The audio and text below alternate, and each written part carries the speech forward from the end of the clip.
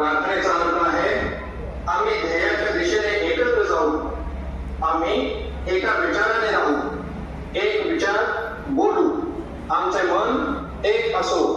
पूर्वी देवांनी एकत्र येऊन मोठे यश मिळवले, तसेच आम्ही एकत्र प्रयत्नाने यश मिळवू. आज नीचे यानंतर पुढील हालचाली आपण करणार